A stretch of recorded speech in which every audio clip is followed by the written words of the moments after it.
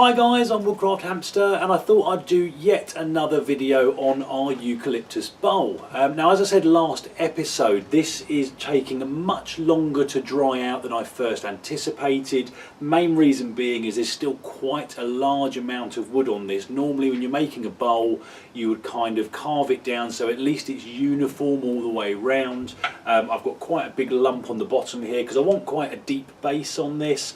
I've got quite a bit of wood on the outside as well, and I may pare some of this down either off camera or in another episode, but for today I wanted to talk about the inside of the bowl. Now I was having a quick look at this earlier, just checking how the drying was going, and actually the inside of the bowl is relatively dry, at least on the surface, and I thought while I'm waiting so that hopefully I can keep this kind of series going week on week rather than having to sort of stop for a month maybe. I'm going to carry on doing a bit more work, and for that I'm going to be using this, which is my finishing gouge, made by Hans Carlson. Really nice gouge this. And there was a little trick that I wanted to talk about which I'll do when we move in, but essentially it involves these two pegs you can see here. And the fact that this bowl is not sort of braced in any way, it's just kind of resting against it.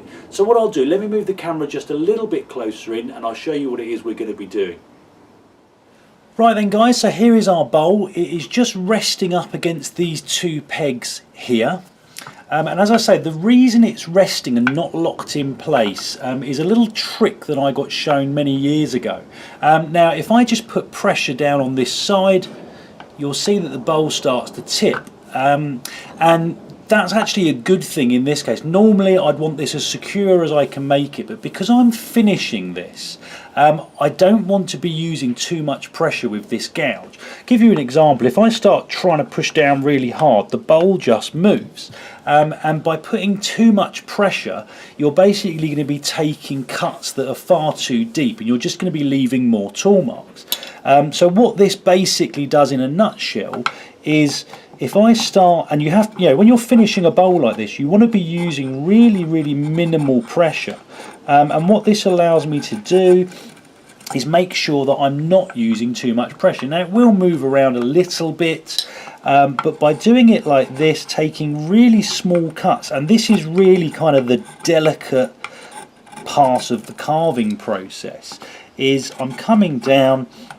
It's going to get snagged up on things, which is fine because you really just want to be taking little pieces off where you've got high spots, where you've got tool marks. So as I say, essentially, and again I've just moved it again there, which is fine, but what this is allowing me to do is use really light pressure, and I know that if I can't push down or try and cut too deeply or with too much pressure, all that's going to happen is the bowl's going to move ever so slightly, and because I'm not putting a lot of pressure on, there's no risk of this slipping and me kind of cutting myself with the gouge or anything like that, because you're only using very light pressure. It does get a bit tricky at the top, so you can kind of support it if you need to get that first cut in, but again you can make sweeping cuts with this, but for me, when I'm finishing something like this, what I really like to do is just sort of backwards and forwards motion, really softly and gently, and what it does is it just picks up those high spots. Now I will be doing something with the bottom of this bowl later on, because you will get a little bit sort of torn up down there, which is absolutely fine, but as I say, all you're really looking to do is just shave off really thin fine pieces, which are your high spots, which should leave you a fairly smooth finish on this bowl. So I think what I'll do, guys, I'll work my way around this bowl. I won't bore you with it all. I'll speed through a little bit of the footage, and I'll just sort of swap the camera around here and there just to give you some different angles.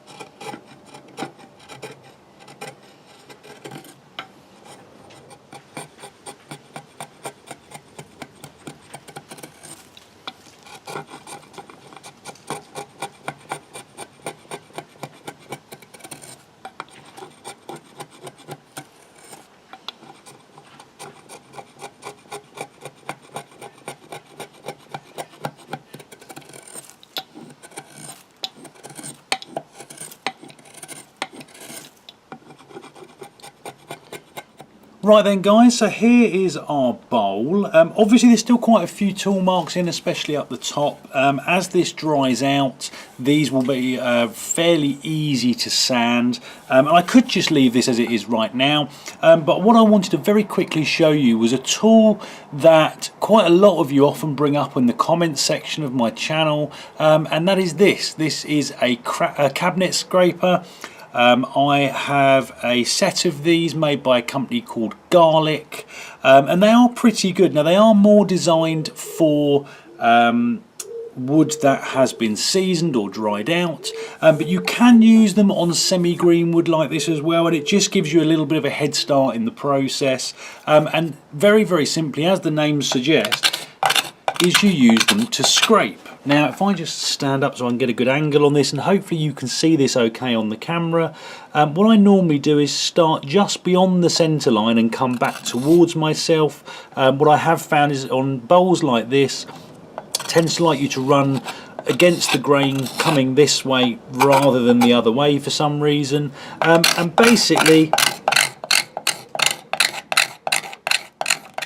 what I'm trying to do is get a sort of smooth between the base of the bowl, or the base of the inside of the bowl, and up the walls. And again, this won't be a perfect finish by any means, but what it does do is allow me to get this a little bit more better prepared than before sanding. And I'll probably use this again before I come to sand it as well, and it will have a much more or much bigger impact once it's dry. Obviously the moisture in this green wood does cause it not to work quite so well. Just trying to see if I can do a section here just to give you a bit of a better view.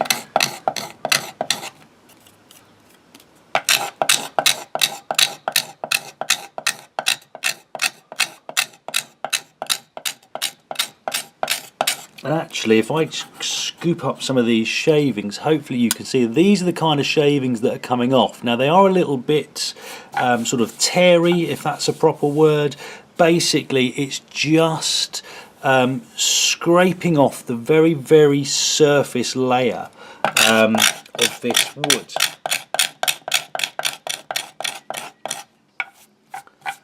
If I just move some of this sawdust out of the way, hopefully you can see there it's a little bit smoother than the surrounding areas, and that's exactly what these cabinet scrapers are designed for.